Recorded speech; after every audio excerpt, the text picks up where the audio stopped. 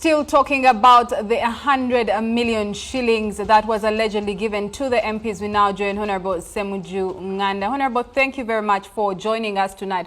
Would like to share your mind on what you think drove the president to come out saying that these MPs received the money.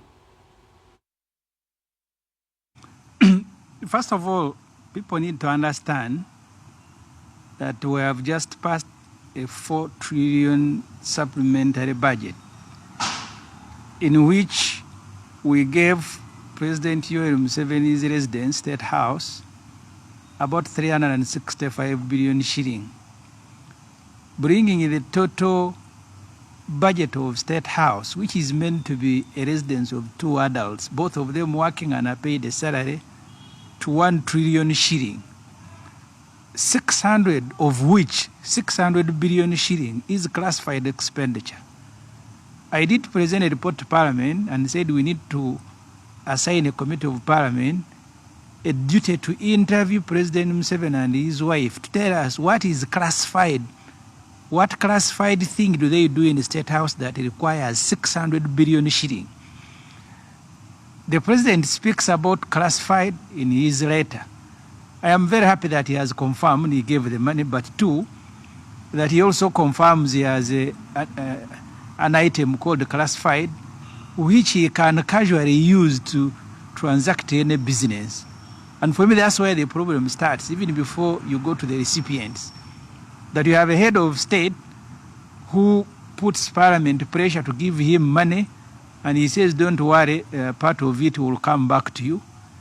And then he goes around meandering with the homosexuality, what the Americans are saying. The president ought to have first confirmed, I gave the money and this is the reason, and so received it. Instead of now trying to shift the debate to a subject that we almost have closed. Honorable, do you have any idea how many opposition MPs received this money? And if you have confirmed this, what then next for these opposition members of parliament that have received the money? Money of a bribe nature given under the table, it is very difficult to know who has received and who hasn't received. And that is part of the problem with this money, because in the past, we have been given money irregularly to go and consult on constitutional amendment bills, on marriage and divorce, and money is officially wired on our accounts, which can give you an idea to trace it. This particular one, the one who is giving calls it supposed money. The supposed recipients are all denying. So in the opposition, everybody has said, I did not receive. And you have no evidence against it. So we all remain suspects because those who broke the story said everybody has received. So collectively as a parliament, we are all suspects. That's why an investigation needs to be carried out, a forensic one, to find out who received and who didn't receive. Honorable, would like to know, before we let you go, what next for you as opposition members of parliament? For us, first of all, we originated a petition inviting the IGG to come and investigate.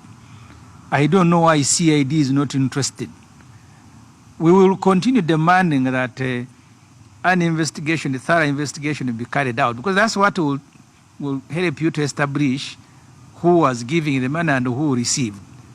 But also going forward, I think as the opposition and the country, we will now need to begin putting much pressure to stop Museveni from allocating himself huge sums of money he calls classified that he can use the way he likes. I have told you we are now about 4 months, 3 months to close the financial year.